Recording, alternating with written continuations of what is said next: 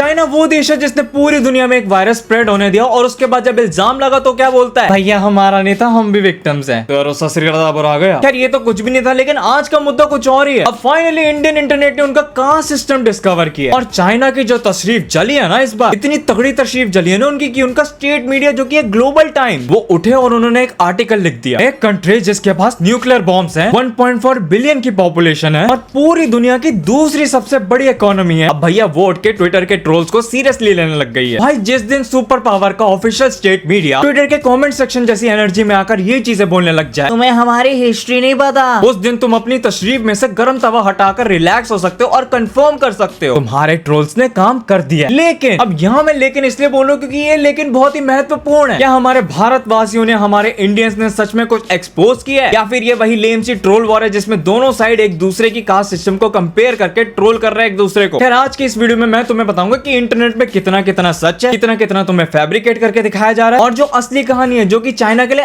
Actually damaging है वो तो पूरी इंटरनेट ने मिस ही कर दिया। क्योंकि भाई जब सच ही इतना डेवेस्टेटिंग होता है ना तो प्यारे झूठ की जरूरत ही नहीं पड़ती। अब जितने भी लोगों को कॉन्टेक्स्ट नहीं है मैं तुम लोग को बताता हूँ कि इस चकबोदी ने जन्म कैसे लिया। कई सालों से सीसीपी लिंक्ड अकाउंट्स और बॉट्स जो हैं वो इंडिया के कास्ट सिस्टम को लेकर मीम्स और पोस्ट डाल रहे थे और जब भी कोई इंडियन फॉरेन कंट्री में थोड़ी सी भी डिस्क्रिमिनेशन सहता था ना, आते थे ये लोग कमेंट सेक्शन में अपनी तशरीफ की गंदगी चिपकाने, सर्व्स यू राइट, तुम्हारे यहाँ तो कास्ट सिस्टम है। मतलब ये तो ऐसा हो गया कि किसी के घर में आग लगी और उनका पड़ोसी उनको बोल रहे कि अच्छा है आग लग गई, तुम तो बर्तन तक नहीं धोते थे। फिर अभी जून 2026 में ना कुछ इंडियन यूजर्स का ना दिमाग सनका, उन्होंने चाइना के पुराने सोशल हायरार्की सिस्टम यानी कि शिंग नोंग गोंग शैंग इनको उठाया और फिर बोलना शुरू कर दिया कि भाई देखो इनका भी कास्ट सिस्टम था। एज यूजुअल चाइना की साइड से रिएक्शन तो आना ही था। कुछ चाइनीज मीडिया और एकेडमिक्स ने इस चीज को रिजेक्ट ही कर दिया, लेकिन जितना रिएक्शन आया उतने ही और मीम्स और पोस्ट बनने लगा इन पे। अब देखते ही देखते ट्विटर पे दोनों साइड एक दूसरे के हिस्टोरिकल सिस्टम्स को कंपेयर करने लग गए। मतलब साफ सीधी बात है, इंटरनेशनल डिप्लोमेसी नहीं चल रही थी। लिटरली ट्विटर पे ऐसा सीन हो गया कि भाई स्कूल के दो बच्चे तेरा बाप है मेरा बाप है वाली लेवल की डिबेट करने लग गए। कॉन्टेक्स्ट तो तुम्हें बहुत अच्छे से समझ आ गया। अब मैं तुम्हारे मुंह पे कुछ फैक्ट्स थूकूंगा। शिंग नोंग गोंग शैंग जो कि चाइना का बहुत ही पुराना फ्रेमवर्क था, लगभग 3000 साल पहले यूज होता था ये। अब इसमें आती थी 4 कैटेगरी, नाम तो मैं तुम्हें बता चुका हूं। अब मैं बताता हूं इसमें कौन कौन आते थे। शी में आते थे स्कॉलर्स और गवर्नमेंट ऑफिशियल्स, नोंग में आते थे हमारे किसान यानी कि फार्मर्स, गोंग में आते थे क्राफ्टमैन और आर्टिजन, शैंग में आते थे मर्चेंट्स और ट्रेडर्स। अब अपने कान नाक मुंह सब खोल के मेरी बात सुनो, बहुत इंपॉर्टेंट है। ये जो सिस्टम था ये फिक्स नहीं था। मतलब अगर कोई ट्रेडर का बच्चा है तो वो पढ़ लिख कर गवर्नमेंट ऑफिशियल बन सकता था, वो अपनी कैटेगरी चेंज कर सकता था। वुडन बॉल्स वाले परिवार में पैदा होकर भी वो पढ़ लिख कर अपने बॉल स्टील के कर सकता था। इसलिए जो हिस्टोरियंस है वो जनरली इसको कास्ट सिस्टम नहीं मानते। इवन विकिपीडिया भी तुम्हें ये चीज बोलते कि ये जो कैटेगरी थी ये जन्म से फिक्स नहीं थी और ना ही डायरेक्टली वेल्थ और सोशल स्टेटस से जुड़ी हुई थी। अगर मैं थोड़ा और नीचे गिरकर तुम्हें सिंपल लैंग्वेज में समझाऊं तो ये ज्यादातर ऑक्यूपेशंस को ऑर्गेनाइज करने का फ्रेमवर्क था। कास्ट सिस्टम जैसा रिक स्ट्रक्चर नहीं था इसका। लेकिन हमारे प्यारे लोगों ने इंटरनेट में इस चीज को सीधा कास्ट सिस्टम मान लिया। और भाई कुछ मीम्स तो इतने खतरनाक कि मैं उनको छूना भी पसंद नहीं करूंगा। उन्होंने क्लेम कर दिया कि मर्चेंट्स को जानवरों की तरह ट्रीट किया जाता था या फिर हाई स्टेटस वाले चाइनीज एक्चुअली जापानीज थे। देखो भाई प्रॉब्लम सिर्फ इतनी है कि जो भी तुमने क्लेम किए हैं ना उसका हिस्टोरिकल एविडेंस या तो बहुत वीक है या तो नॉन एग्जिस्टिंग है। तो साले इसका कंक्लूजन क्या है? क्या तू चाइना की साइड ले रहा है? नहीं भाई मैं किसी की साइड नहीं लेता हूँ, मैं सिर्फ फैक्ट्स पे बात करता हूँ। शी नोंग गोंग शैंग को इंडियन कास्ट सिस्टम से इक्वली प्रेजेंट नहीं किया जा सकता। अगर तुम दोनों को इक्वली प्रेजेंट करने की कोशिश करोगे तो ये इनएक्यूरेट है हिस्टोरिकली। हाँ मैं ये मानता हूँ कि ट्विटर पे जो ट्रोलिंग चल रही थी ये बहुत ही ज्यादा इफेक्टिव पॉइंट बना है, लेकिन as a serious historical comparison ये वाली आर्ग्यूमेंट बहुत ही ज्यादा वीक थी। लेकिन अभी उम्मीद मत हारो, यहाँ पर स्टोरी और इंटरेस्टिंग हो जाती है क्योंकि जब तक सारे लोग बिजी थे पुराने फ्रेमवर्क को डिस्कस करने में खुलेआम, तब तक कुछ समझदार लोगों ने चाइना के मॉडर्न सोसाइटीज के अंदर रियल सोशल बैरियर्स की तरफ ध्यान देना शुरू कर दिया। और वहीं से मेरे दोस्तों कंट्रोवर्सी का नेक्स्ट चैप्टर शुरू होता है। अब देखो चाइना का कम्युनिस्ट पार्टी एक नया सिस्टम ले आया है, उसका नाम है हुको, हाउस होल्ड रजिस्ट्रेशन सिस्टम। देखो इसका कॉन्सेप्ट तो बहुत सिंपल है, लेकिन जो चीज सिंपल बाहर से दिखती है वो होती नहीं है। इसकी अंदरूनी चीज इतनी ब्रूटल है ना, अब मैं तुम्हें समझाऊंगा सिंपल भाषा में, क्योंकि ये जो चैट जीपीटी ने मेरे को स्क्रिप्ट लिख कर दिया ना ये बहुत कॉम्प्लिकेटेड है। तुम्हारे बॉल जैसे सर के ऊपर से चली जाएगी। अब इस सिस्टम में क्या होता है कि जहां तुम पैदा हो जाते हो वही की तुम्हारी आइडेंटिटी बन जाती है। मतलब अगर तुम वुडन बॉल्स वाली फैमिली में पैदा हो गए हो, नो मैटर तुम अपनी जिंदगी में जितनी भी मेहनत कर लो और अपने उन वुडन बॉल्स को बॉल ऑफ स्टील बना लो, लोग तुम्हें तब भी वुडन बॉल्स वाला ही कहेंगे। रूरल एरिया में पैदा हुए हो रूरल हुकू, अर्बन एरिया में पैदा हो गए हो अर्बन हुकू। अब ये डिसाइड करते हैं तुम्हारी education, health care, housing, job, society security और सब कुछ। पता नहीं तुमने पिछले जन्म में क्या ऐसे पाप कर्म किए और इतनी क्या मस्ती कर दी कि तुम इस जन्म में रूरल चाइना में पैदा हो गए। लेकिन तुम्हारी तशरीफ जो कि बहुत चुलबुल है उसको ठंडक नहीं मिलती है, वो अपने अंदर अंदर ही सपने बुनने लगती कि हाँ भले मैं रूरल चाइना में पैदा हुआ हूँ, मेरे कोई औकात नहीं है, लेकिन मैं फिर भी बीजिंग जाकर वहाँ पर पढ़ लिख कर काम करना चाहता हूँ। और एक बार को वहाँ के लोग तुम्हें थोड़ा सा इल्यूजन दे देंगे, तुम लोग को वहाँ रहने देंगे और तुम्हें काम भी करने देंगे। बस तुम वहीं फंस गए। क्यों? क्योंकि तुम्हारे बच्चे वहाँ पर स्कूल में नहीं पढ़ सकते, तुम वहाँ पर अपनी प्रॉपर्टी नहीं खरीद सकते। कभी कुछ हो गया, तुम्हें हॉस्पिटल जाना पड़ा तो उसके बिल भी तुम ही भरोगे। और पेंशन भाई थोड़ा सा अपने मुंह पे पानी मारो, सपने से बाहर निकलो, वो नहीं मिलने वाली। अब तुम लोग सोचोगे कि ये इतनी मेहरबानी मेरे पे हो क्यों रही है, मैंने ऐसा क्या ही कर दिया। तुम गलत जगह पैदा हो गए थे। इन सबको देखकर मेरे माइंड में सिर्फ दो वर्ड्स आते हैं, जो कि है कास्ट सिस्टम। अगर ये कास्ट सिस्टम नहीं है तो मेरे को एक और वर्ड बता दो बढ़िया सा जो इस चीज को डिस्क्राइब कर दे। कमेंट्स में लिख दो भाई, कमेंट्स फ्री है, मेरे कमेंट्स में भेदभाव नहीं होंगे, सबके कमेंट्स रीड करता हूँ। देखो भाई मस्ती तो बहुत हो गई, लेकिन अभी मैं मस्ती थोड़ी और करूंगा। क्यों? क्योंकि अभी एकेडमिक्स के सोर्स बाकी है। एकेडमिक सोर्स क्या कहते हैं? PLOS ONE, nature, UT synergy journal, ये सब लोग एक ही बात करी जा रहे हैं। The Hukou system entails a significant degree of discrimination and division. It is an institutional barrier to educational opportunities and resources of certain group. और क्या पता था हमें? एक चाइनीज यूनिवर्सिटी ऑफ हांगकांग के खुद के प्रोफेसर ने एक ऐसे लिखा है, और उसका नाम क्या था अगर तुम लोग वंडर कर रहे हो तो? The Chinese urban caste system in transition. अब तुम लोग खुद बताओ, एक चाइनीज प्रोफेसर ने इसे कास्ट सिस्टम लिखा है, और उसके बाद पीकिंग यूनिवर्सिटी वाले क्या बोलते हैं? इंडियंस को चाइनीज हिस्ट्री के बारे में कुछ नहीं पता है। मेरे भाइयों ये सब बोलने से पहले अपने ही देश के प्रोफेसर से थोड़ा पूछ लो। यार अभी तो नंबर सुनो, ये तो और भी मजेदार है। चाइना में रफली 300 मिलियन रूरल माइग्रेंट्स है जो सिटीज में काम करते हैं, और ये लोग सिर्फ एक दिन के नहीं है, ये वहां पर सालों से रह रहे हैं, टैक्स भर रहे हैं, इकोनॉमी चला रहे हैं। लेकिन फिर वही भाई इंसान को धोखा मिल जाता है। इनके पास सिटीजनशिप राइट नहीं है, स्कूल्स नहीं है, हॉस्पिटल सब्सिडी नहीं है, और सबसे बड़ी बात तो प्रॉपर्टी नहीं है अपनी। इमेजिन 300 मिलियन लोग, यानी कि इंडिया की 20% पॉपुलेशन, वो लोग वहां पे इनविजिबल सिटीजन है। और भाई ये सिस्टम जन्म से उनके साथ चिपक जाता है। तो ठीक वही चीज जो इंडिया पे क्रिटिसिज्म होती है, जन्म से तय हो जाता है कौन क्या बनेगा, वो चाइना में लिटरली गवर्नमेंट पॉलिसी के थ्रू हो रहा है, वो भी अभी तक 2026 में। इंडिया ने जो कास्ट सिस्टम है वो 1950 में अबॉलिश कर दिया था। भले उसमें इतनी परफेक्शंस नहीं थी, भले वो चीज इनकम्प्लीट थी थोड़ी सी, लेकिन लीगली किया था और उसके ऊपर एक्शन भी लिया। लेकिन फन फैक्ट तो ये है कि चाइना ने अपना वर्जन शुरू किया 1958 में। अब मैं तुम लोगों को वो बात बोलने जा रहा हूँ जो पूरा इंटरनेट मिस करके बैठा है बहुत आराम से, जिस पार्ट का मेरे ख्याल से तुम सबको बहुत इंतजार था। ये जो चीज है ये सिर्फ चाइना के कास्ट सिस्टम की कहानी नहीं है, ये एक इंफॉर्मेशन वॉरफेयर की कहानी है। जैसे कि मैं तुम लोग को स्टार्टिंग में बता चुका हूँ कि भाई बहुत सारे China state media, linked bot और ऑनलाइन इन्फ्लुएंसर्स इंडिया के कास्ट सिस्टम के बारे में बहुत डिस्कस करते हैं, और कास्ट सिस्टम को हाईलाइट भी किया जाता है, कभी आर्टिकल्स के थ्रू, कभी सोशल मीडिया कैंपिंग्स के थ्रू, और आखिरी कसर तो मीम्स पूरी कर देता है। जब भी इंडिया और चाइना के रिलेशंस टेंस होते हैं, ये टॉपिक अचानक से ट्रेंडिंग हो जाता है। देखो मैं चमन बन के तुम्हें ये नहीं बोलूंगा कि भाई इंडिया में कास्ट डिस्क्रिमिनेशन एग्जिस्ट ही नहीं करती है, और उस पर क्रिटिसिज्म होने भी चाहिए। लेकिन मेरी आइंस्टाइन जैसी ऑडियंस इशू क्रिटिसिज्म का नहीं है, इशू है सिलेक्टिव क्रिटिसिज्म का। क्योंकि भाई अगर तुम घूम फिर कर हर डिस्कशन को एक टेम्पलेट में रिड्यूस कर दो ना, क्या इंडिया, अरे अरे कास्ट सिस्टम, इंडियन ओपिनियन, अरे अरे भाई कास्ट सिस्टम है, ओहो इंडियन विक्टिम, कास्ट सिस्टम, तो फिर तुम भाई प्रॉब्लम डिस्कस नहीं कर रहे हो। मैं तुम्हें एक रियलिटी चेक देना चाहता हूँ यहाँ पर, तुम लोग एक्चुअली कर क्या रहे हो? तुम लोग नैरेटिव मैनेज कर रहे हो, और इस चीज पे इंडियन इंटरनेट का रिस्पॉन्स अंडरस्टैंडेबल था। लोगों ने बोला ठीक है भाई, अगर तुम हमारी हिस्ट्री डिस्कस करोगे तो हम भी तुम्हारी हिस्ट्री डिस्कस करते हैं, जो कि मेरे हिसाब से फेयर इनफ है। लेकिन मेरे भाइयों यहाँ पर स्ट्रेटेजिक मिस्टेक हो गई, और वो मिस्टेक तब हुई जब इंडियंस ने डायरेक्टली शिंग नोंगोंग शेंग को चाइना का सिस्टम बोलना शुरू कर दिया। ऑनेस्टली तुम लोग अपना माथा फोड़ लो प्लीज, क्योंकि जब इस कंपैरिजन के हिस्टोरिकल फ्लॉज सामने आए हैं ना, चाइना को एक परफेक्ट एस्केप रूट दे दिया तुम लोगों ने। अब डिस्कशन ये नहीं हो रही कि हुकू में प्रॉब्लम्स है या नहीं, बल्कि अब तो डिस्कशन ये होने लगे कि इंडियंस को चाइना के कास्ट सिस्टम के बारे में कुछ कख पता है। एंड माइंड माय वर्ड्स, जिस सेकंड ही डिस्कशन की ट्रैक चेंज हुई है ना, पूरा का पूरा गेम खत्म। मतलब मेरे भाई प्लीज एक बार इमेजिन करो इस चीज को, तुम्हारे पास एक ओपोनेंट है, और उस ओपोनेंट के अगेंस्ट तुम्हारे पास 10 स्ट्रॉन्ग आर्ग्यूमेंट्स है, लेकिन एक वीक आर्ग्यूमेंट भी है। और फिर अपने बॉस पे कुल्हाड़ी मारने वाली बात तो ये कि तुम लोगों ने एक वीक आर्ग्यूमेंट पे ही ज्यादा फोकस कर दिया। और जब तुम लोग एक वीक आर्ग्यूमेंट पे पूरा फोकस करोगे तो ओपोनेंट क्या ही करेगा? ऑब्वियसली यार, ये तो दूध पीते बच्चे को पता है कि जो 10 आर्ग्यूमेंट लेजिट थे ना, वो तो तुम्हारा ओपोनेंट इग्नोर कर देगा, और फिर पूरा दिन भाई वो बस एक ही वीक आर्ग्यूमेंट के बारे में बात चलेगी, जो कि एग्जैक्टली वही हो रहा है अभी। अगर डिस्कशन सिर्फ हुकू तक रहती तो वो जो डिबेट होती है ना, वो बहुत ही ज्यादा अनकंफर्टेबल होती। क्यों? क्योंकि फिर आर्ग्यूमेंट फैक्ट्स के ग्राउंड्स पे होता। लेकिन मीम वॉर में क्या ही हो गया, उसमें हिस्ट्री, एग्जैजरेशन और हाफ वेरीफाइड क्लेम सब मिक्स कर दिए, और चाइना ने नेचुरली वही क्लेम पकड़े जो आसान थे टारगेट करने के लिए। अच्छा खासा क्रिटिसिज्म का स्ट्रॉन्ग पॉइंट साइड कर दिया, और वीकेस्ट पॉइंट को पूरा हेडलाइन बना दिया। और राज की बात तो ये कि जो प्रोपेगेंडा वॉर्स होते हैं ना, ये उनकी फेवरेट ट्रिक होती है। स्ट्रॉन्ग आर्गुमेंट को डायरेक्टली आंसर मत करो, सबसे कमजोर चीज को तुम लोग पकड़ लो, उसी को स्पॉटलाइट दे दो, और फिर उसके बाद एक ताना भी मार दो। देखो भाई पूरी की पूरी आर्गुमेंट ही बकवास पे है। सबसे फ्रस्ट्रेटिंग बात की अभी के टाइम पे इस ट्रिक ने काम कर दिया। देखो प्रोपेगेंडा का जवाब देना जरूरी है, बहुत ज्यादा जरूरी है, लेकिन अगर तुम लोग प्रोपेगेंडा का जवाब हिस्टोरिकली वीक क्लेम से दोगे तो उस वक्त तुम लोग ओपोनेंट की तशरीफ नहीं ले रहे हो, ओपोनेंट तुम्हारी तशरीफ ले लेगा। अब भैया जितनी मर्जी तुम अच्छी वीडियो बना लो, लेकिन कुछ लोग होते हैं जो कमेंट सेक्शन में आकर ये बोलेंगे भाई तूने इंडियन कास्ट सिस्टम को डिफेंड कर दिया और चाइना को क्रिटिसाइज कर दिया। नहीं किया भाई मैंने, इसे डिफेंड करना नहीं, इसे डिस्कस करना कहते हैं। इंडियन कास्ट सिस्टम रियल था और ब्रूटल था और उसका इफेक्ट अभी भी एग्जिस्ट करता है। लेकिन मेरी ये भी तो बात सुनो बुद्धिमानों की, एक साथ दो चीजें सही हो सकती है। पहली चीज जो कि इंडिया में अभी भी कास्ट डिस्क्रिमिनेशन होता है, दूसरी चीज जो कि चाइना का हुकू सिस्टम एक स्टेट क्रिएटेड गवर्नमेंट इन्फोर्स्ड और जन्म बेस्ड डिस्क्रिमिनेशन है और जो अभी भी 2026 में एग्जिस्ट करता है। दोनों चीजें सच है, एक सच है इसका मतलब ये नहीं कि दूसरी चीज फॉल्स होगी। और जब सीसीपी बॉट्स इंडिया पे कास्ट सिस्टम के लिए अटैक करते हैं, वो लोग ये नहीं बोल रहे होते कि भाई इंडिया की प्रॉब्लम रियल नहीं है, वो लोग उस वक्त ये बोल रहे होते कि भाई तुम्हारी प्रॉब्लम है, हमारी प्रॉब्लम मत डिस्कस करो। नहीं, दोनों डिस्कस होंगे, क्योंकि जो प्रॉब्लम्स होती है वो कोई कंपटीशन नहीं होती है, प्रॉब्लम्स ही होती है। चकबोदी तो बहुत हो गया, अब आते हैं समरी पे कि भाई शिंग नोंग गोंगशेंग वाली मीम वॉर एंटरटेनिंग थी, लेकिन ये हिस्टोरिकली बहुत वीक थी और इसी चकबोदी ने चाइना को बहुत ही आसानी से एक डिफेंस दे दिया। लेकिन ये जो है हुकू, ये है असली चीज। असली चीज क्यों? क्योंकि ये चीज आज भी एग्जिस्ट करती है और उसपे सीरियस एकेडमिक क्रिटिसिज्म एग्जिस्ट करता है। सीसीपी का भी प्रोपेगेंडा रियल है, नैरेटिव सेट किए जाते हैं, इंफॉर्मेशन कैंपेन्स चलती है और उसका जवाब देना भी बिल्कुल वैलिड है। लेकिन मेरे भाइयों एक्यूरेसी